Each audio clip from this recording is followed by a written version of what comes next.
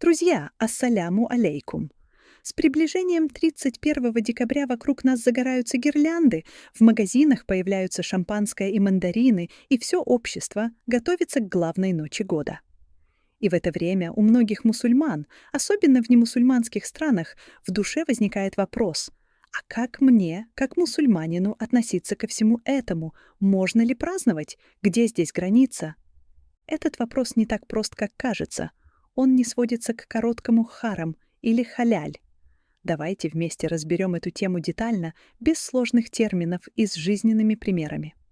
Чтобы понять отношения, нужно сначала определиться с понятиями. В исламе праздник Ид — это не просто выходной и застолье. Это в первую очередь акт поклонения и благодарности Аллаху. У мусульман есть два главных праздника — Ид аль-Фитр, Ураза Байрам, праздник разговения после месяца Рамадан. Ид аль-Адха, Курбан Байрам, праздник жертвоприношения. Что их объединяет? Они установлены Аллахом и подтверждены сунной пророка Мухаммада. Их основа — поклонение, коллективный праздничный намаз, поминание Всевышнего, такбир, что означает Аллаху Акбар. Они следуют за великим поклонением — Рамадан, пост и хадж, паломничество.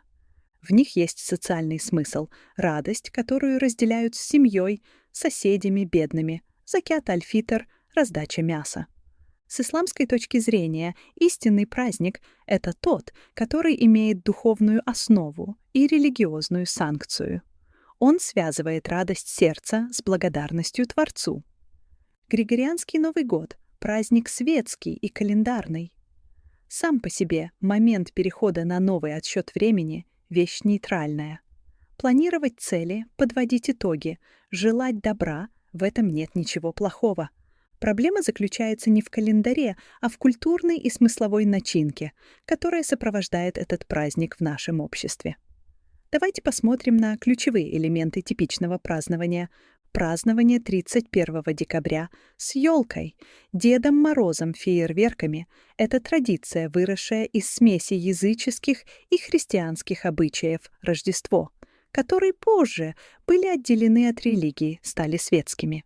Для мусульманина важно осознавать, что, участвуя в этих ритуалах, он невольно присоединяется к культурно-религиозному наследию другой религии.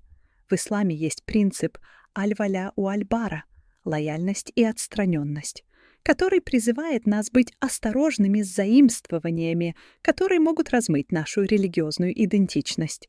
К примеру, украшение елки. Для многих это просто красиво, но если копнуть, это традиция с глубокими языческими корнями, почитание духов деревьев. Мусульманину стоит задаться вопросом: несу ли я в свой дом символику, чуждую моей вере, даже если не вкладываю в нее первоначальный смысл? Ислам призывает к умеренности. Само понятие «умма» происходит от слова «умеренность». Новогодние празднования часто сопровождаются колоссальными тратами. На обильные ужины много еды потом выбрасывается, дорогие подарки, фейерверки. Тратить деньги на сиюминутные впечатления, когда рядом есть нуждающиеся, это не по-исламски. К примеру, вместо того, чтобы потратить 10 тысяч рублей на петарды, которые сгорят за 5 минут, эту сумму можно отдать как садака, милостыню многодетной семье или в приют. Радость от такого поступка будет глубже и благословеннее. Увы, для многих Новый год — это повод для разгула. Алкоголь в огромных количествах, непристойные танцы, свободное общение между мужчинами и женщинами без границ. Это прямой грех с точки зрения ислама. Аллах четко запретил опьяняющие напитки и распутство. Праздник, который для значительной части общества является синонимом пьянства, не может быть одобрен.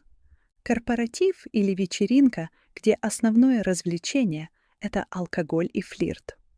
Участие мусульманина в таком событии ставит под угрозу его религиозные принципы и может привести к большим грехам. Если говорить о суевериях и приметах, как Новый год встретишь, так его и проведешь. Эта фраза стала девизом многих. Люди стараются одеться в новое, правильно загадывать желание под бой курантов. Это не что иное, как суеверия, которые в исламе приравниваются к ширку, многобожию, потому что человек начинает связывать исход дел не с волей Аллаха, а с внешними приметами. Пророк сказал: «Тот, кто пришел к прорицателю и поверил ему, тот отверг то, что было ниспослано Мухаммаду. Жизнь не черно-белая. Многие мусульмане живут в смешанных семьях или в обществе, где Новый год — главный семейный праздник. Что делать? Если семья не мусульманская, вы можете прийти к родителям. Ваша цель — поддержать родственные связи, а это в исламе очень важно. Вы можете сесть за стол, но избегать запретного, не пить алкоголь, не участвовать в тостах за судьбу. Ваше присутствие — это проявление уважения к семье. Вы можете мысленно поблагодарить Аллаха за прошедший год и сделать дуа о лучшем для своих родных. Ваша задача — быть примером благочестия, а не суровости. Если семья мусульманская, здесь можно договориться. Сделайте этот вечер просто приятным семейным времяпрепровождением.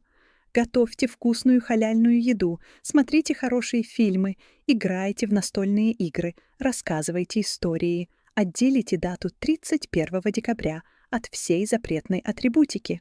Пусть это будет вечер семьи, а не празднование Нового года. Можно ли говорить «с Новым годом»? Здесь мнения разнятся. Более безопасный и принципиальный путь — поздравлять с пожеланием добра в Новом году, но без упоминания самого праздника.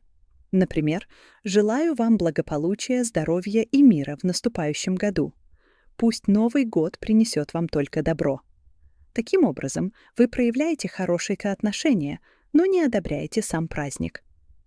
Использовать государственные выходные для отдыха, поездки к родным, чтения книги или наверстывания упущенного в поклонении — это прекрасная возможность.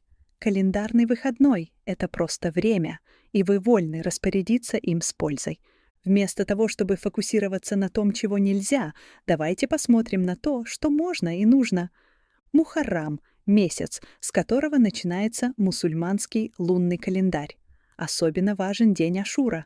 Это день, когда Аллах спас пророка Мусу, Моисея. Пророк Мухаммад рекомендовал поститься в этот день. Это гораздо более осмысленное и богоугодное отмечание нового цикла времени через пост и благодарность. Используйте этот период для подведения итогов. Пока все строят планы с понедельника или с Нового года, верующий строит планы, оглядываясь на милость Аллаха. Проанализируйте прошедший год, какие грехи совершил, какие хорошие дела сделал, как улучшил свой характер, как продвинулся в знании религии. Составьте план на будущее. Выучить суры, регулярно давать садаку, улучшить намаз. Сделайте дуа. Самое мощное празднование — это искренняя мольба к Аллаху. Попросите Его о прощении, о верном руководстве, о милости для себя и своих близких в наступающем времени. Таким образом, отношение ислама к празднованию Нового года 31 декабря можно подытожить так. Это не наш религиозный праздник. Его традиции, символы и часто сопровождающее его поведение противоречат основам ислама. Поэтому прямое участие в праздновании с алкоголем, атрибутикой и суевериями недопустимо. Однако это календарный рубеж, и к нему можно подойти осмысленно и по-исламски. Быть мягким с семьей, но твердым в принципах. Избегать запретного, даже если это все вокруг так делают. Использовать время для блага души, семьи и добрых дел. Помнить, что истинная радость и праздник, Ид, приходят только через поклонение Аллаху и следование Его законам. Пусть каждый новый день в вашей жизни будет шагом к довольству Аллаха, независимо от числа на календаре. И пусть ваша жизнь будет наполнена светом двух наших прекрасных идов и всех благих дней, которые вы проводите в поклонении.